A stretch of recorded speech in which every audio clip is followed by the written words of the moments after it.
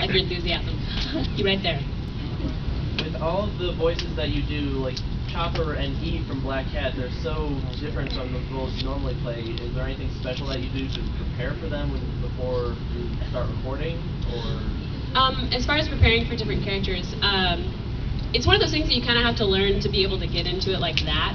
Sometimes I like to do a Michael Chekhov technique, which is where you create your character's center. Like you decide like where in your body their center is, like where all their energy is focused, and like it's really abstract. Like you come up with like what the texture of it is, what it looks like, the color, and all that. And if I imagine a really specific center for one of my characters, it helps me get into it.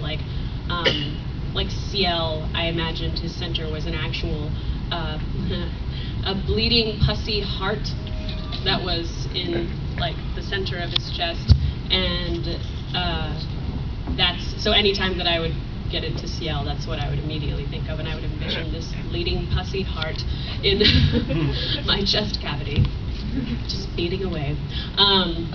So little tricks like that help me sometimes, but honestly, it's just being able to kind of do it right on the fly. It's one of the little skills you have. You haven't asked us a question yet.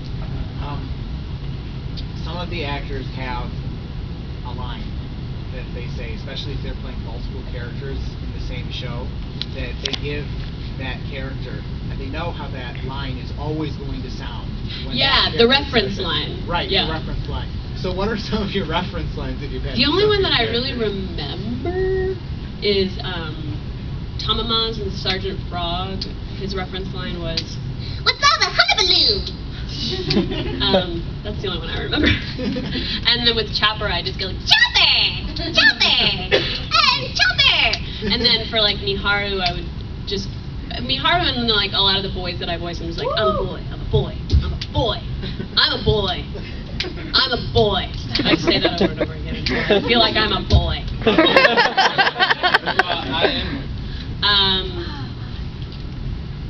I never had a reference for her. Well, like sort of like that sending that she does. Yeah, the send off to hell. Oh, pitiful shadow lost in the darkness, bringing torment and pain to others. Oh, damned soul wallowing in your sin. Perhaps it is time to die. But I never did that as for reference. I just always remembered it because she always had the same lines every episode. She did. That was a really easy show for me. You in the back. Yes, what's up?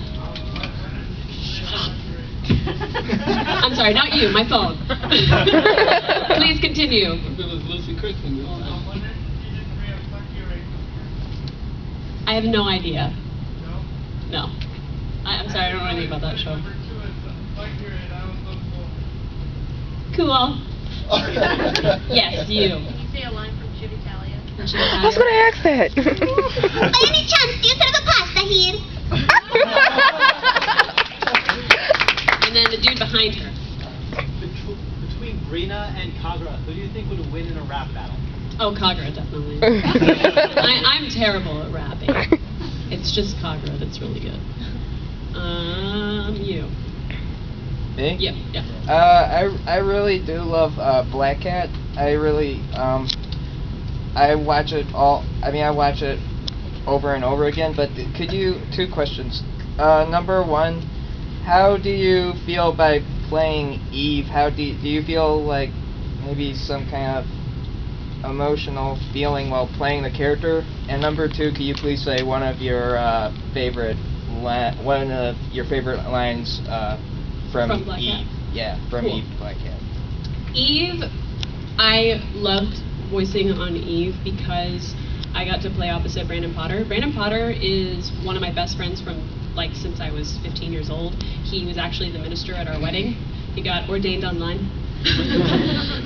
So it was really awesome to get to do that show with him, and that was actually his first lead role ever. So it was just really exciting to kind of see him come into his own as a voice actor, because he'd been such a prolific stage actor for so long, so it was really awesome to see him make that transition. And as far as if I had any emotion with her, for sure, any of the characters that I do that are really flat and emotionless, I don't personally ever see them as emotionless. I see them as having so much emotion and not being able to deal with the emotion and not knowing how to portray it. Okay. And so they just end up coming off flat. So whenever I do those characters, I'm never empty. There's always a lot going on inside. It's just that I know that